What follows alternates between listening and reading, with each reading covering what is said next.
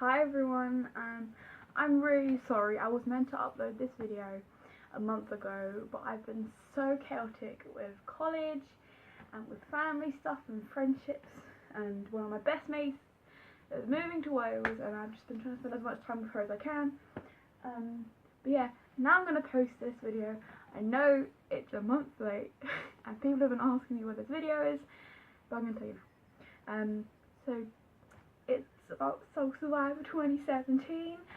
So in my last video I mentioned the fact that I was going back to Soul Survivor and how nervous, excited I was. I was going to meet people I've met online, I was going to meet people I haven't met before, I was going to just be a bit like I don't know what to expect, because last year was an incredible year and it was a life-changing year, and I really wanted the same for this year, and in a way it kind of was life-changing. And I've made friendships that I never thought I could make, and I have bonds I never thought I could have. So we went on the 19th of August to the 23rd of August. We left on the 24th. Kind of the whole site was packing down, nothing was running. And you know what, I was up early in the morning, I hadn't finished packing my bags, I was a bit slow, I was washing my hair the night before. I was really slow with packing, and my mate had like packed like a week before, and I was like, you're a bit stupid. But I was a stupid one because I was running like half an hour late and everything. And I had to like keep walking up and down the road to find different shops to get cash out and then get energy drinks, but it didn't work. So I just got cash from some random place. Anyway, so we're in the minibus. There are 3 youth who are coming from London. There was me, my mate Brendan, and my mate Alfie. And then there were leaders. So in the van was Anna, there was DJ, and there was Ash. It was Ash's last proper job as like part of Hope North London, the charity that he worked for. And then Polly went up previously at like 10 in the morning to help set up everything and camp up there. And Ash's wife was there as well. Her name's also called Becky. As everyone called her, I was Beck Y and she was Beck I. And yeah, that's the way it went for the whole week, waking up going, good morning Beck I, good morning Beck Y. It was an interesting day with that. Anyway, so we get there, and you know, we were going with the Suffolk lot, my Suffolk family I went with last year. If you haven't seen that video, I will link it in the description. It's a very interesting video.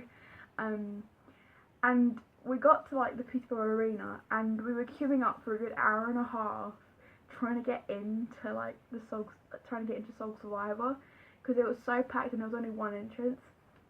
And we were stuck in a minibus, okay, and like there was one person who really needed to pee.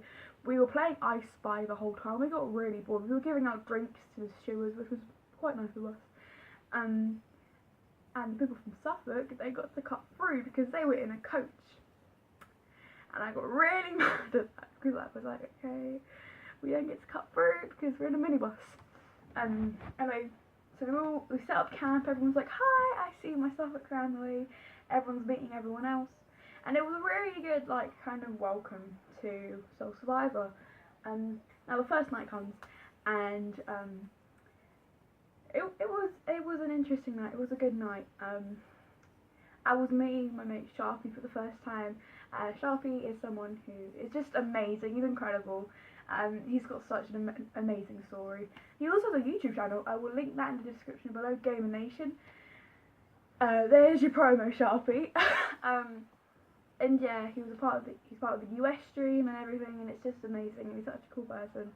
So he came into our youth group and we're like, yeah, that's cool. And it got really intimate the first night. The 2 guys from London became Christians on the first night, and my face just dropped. I was just like, I was so happy. I was just screaming with joy. Like, I've been trying to get one of my mates to become a Christian for like trying to come to Soul Survivor and like kind of come to church for like 2.5 years. And in fact, on the first night of Soul Survivor, he became a Christian. I was like, yo, this is interesting. This is good. I like this. So that happened, and you know, there were things that came up on the first night for me that I hadn't really thought of. You know, a certain death came up, and it was really hard. And I wear a angel on my neck to remind me of this person. And I took it off and I was just holding it and I got so upset and I was just in pieces remembering this person. And someone else kind of understood because they had the same thing but in a photo frame. I'm not mentioning who, but they know who they are, and I'm going to keep that confidential. And we kind of connected in that way because, like, okay, we get each other, but obviously his was a bit more extreme and a lot harder, and yeah. But the first night was really good. We had like a praise party, and it was really fun. On the first night we got to share certain parts of our stories with certain people, so there were a good 5 or 6 of us just sitting in the middle of the field sharing our story. That's when I heard Sharpie's story, and it's just incredible. I've never met such a strong person, and I hope, Sharpie, if you're watching this, I hope that you know that, how much of a strong person you are, and you're just amazing and so inspiring.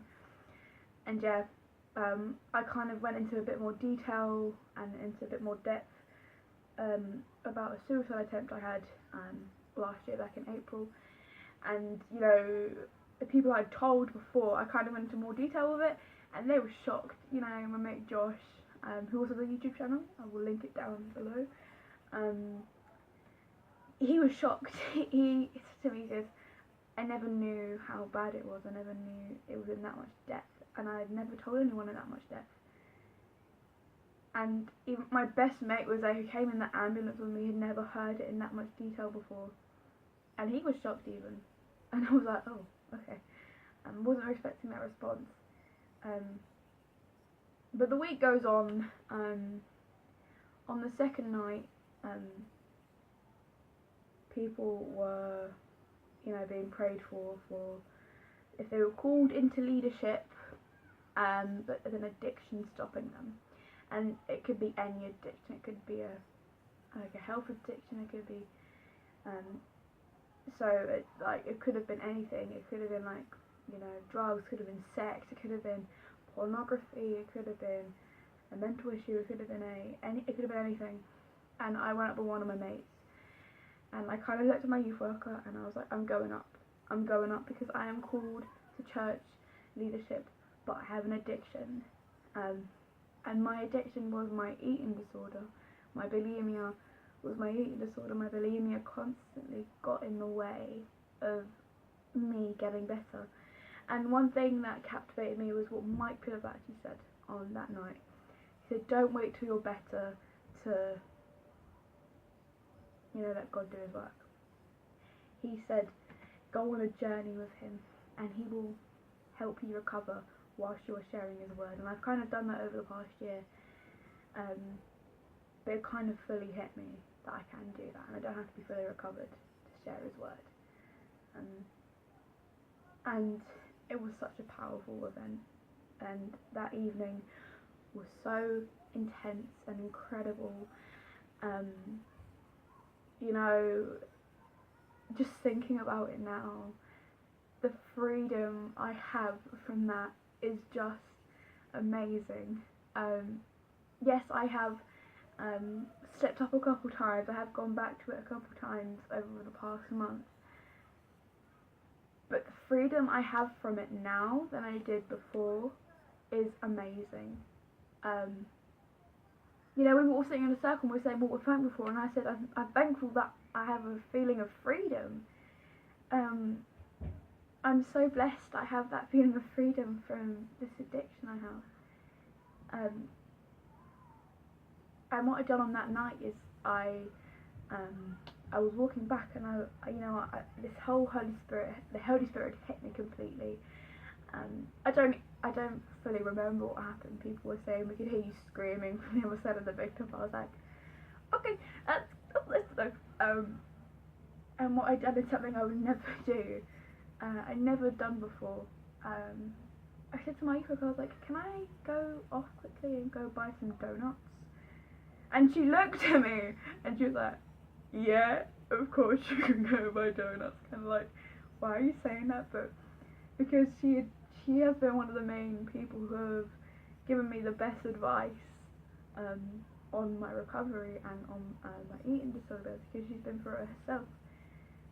And I'm so happy. So if my youth worker is watching this as well, I love you so much, and you mean the world to me, and you have helped me recover in so many ways, and I couldn't be more thankful for someone like you. I'm so thankful to have someone there who gets me, like fully understands me. And I don't even know what to say. I'm so thankful for you, and you have given me amazing opportunities to meet incredible people, and I've been given opportunities to speak in front of places. I will be praying in St. Paul's because of my youth worker, because of the connection she has to people. So thank you so much. I love you. Like, I can't even. I'm just so happy that you're my youth worker. Enjoy.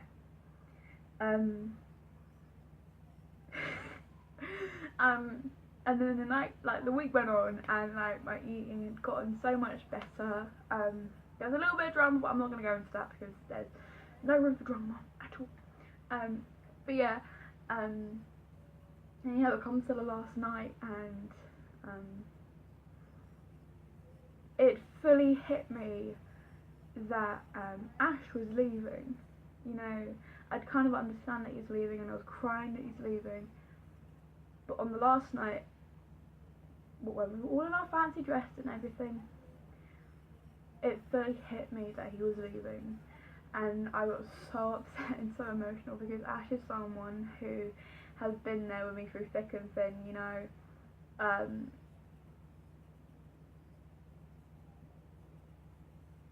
He's like my brother. He's also my best friend. He was my youth worker at one point. He was a worship leader at one point in our church. YouTube worship, yay! Come down to North London. We don't have a worship team, but we have YouTube. So yeah, anyone want to be a worship leader? Let me know. Hit me up.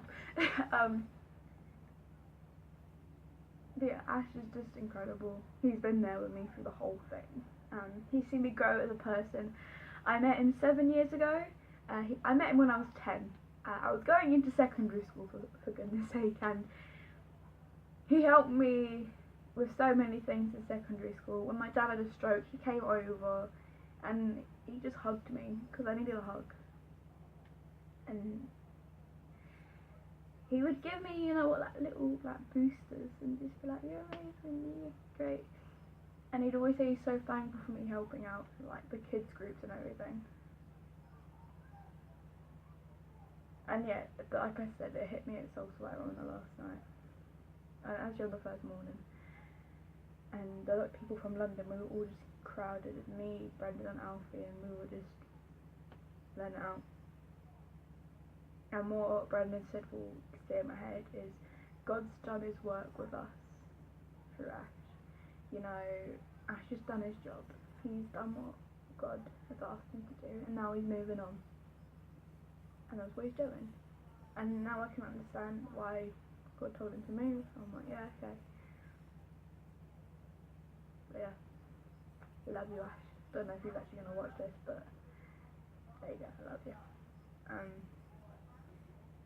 And yeah, Soul Survivor was amazing. There were some amazing talks. You know, Mike is funny as usual, as you do. Mike is just Mike. And yeah, and the last day came, and it was like, oh, we're going home today, and it was really sad. I was just like, no, I'm leaving everybody, I don't want to. You know, like I made incredible friends at Soul Survivor. I got close with people I never fully got close with. I went for a cup of coffee with my ex. You know, and we had a full-on conversation about everything, like during the day. Like, I wouldn't have done that last year. I'd been like, oh, we didn't. And it was the first time I saw Survivor as well, so I was like, yay! But I made incredible friends. I was so happy I got to meet Sharpie, and also got to meet Ben. He's also someone who one of Sharpie's mates, and I met him through Sharpie. And yeah, I'm happy I got to meet them, and yeah, and I've made incredible friends, like I said again, and I've met new people. I met people from last year even, like I met James last year, and yeah, it's just been amazing. I've just been like, like, yeah, it's just been incredible, and I couldn't ask for a better family that I went with. I went with my soccer clan, for goodness sake, I loved it. But that was my Soul Survivor 2017. It was fun, it was amazing. Once again, God done his work. And God is good. All the time, and all the time, God is good. That's one thing we say at our church. Even when it's hard, God is still good. And certain parts of Soul Survivor were hard, I'm not going to lie. Letting go of that addiction was hard. But being found again in the crap was hard. And that's what I love about Soul Survivor. You're surrounded by thousands of Christians who are either on their journey or haven't even begun, or are just so oblivious to it. And just being around them and praying with them is just amazing, and the atmosphere is just wonderful, and the worship is incredible. Mike always sings on the last night. Google it, YouTube it. Mike Fidavacci is singing on the last night of Soul Survivor 2017. He sang Hey Jude. He goes, Hey Jude, don't make it worse. Take it so better. Whatever that song is. It was hilarious. Yeah, give this video a thumbs up and subscribe. I'm sorry it's a little bit long, but I had a lot to say and I really enjoyed Soul Survivor. I will leave some links in the description to some Soul Survivor resources if you want to book on next year. If you book early, it is cheaper. Week B always goes first because it's just week B. It went really quick this year. They couldn't take any more people in because it is overbooked, and yeah. But yeah, I do recommend going. Find a youth group who's going. If not, travel up by yourself and just have fun. You will meet incredible people there. Like I said, video, thumbs up, subscribe, become a pumpkin. Because I love you guys. And like I always say, stay positive, stay happy, stay you, stay strong, and stay. I love you all so much from the bottom of my heart. And I will see you in another video in the not so distant future.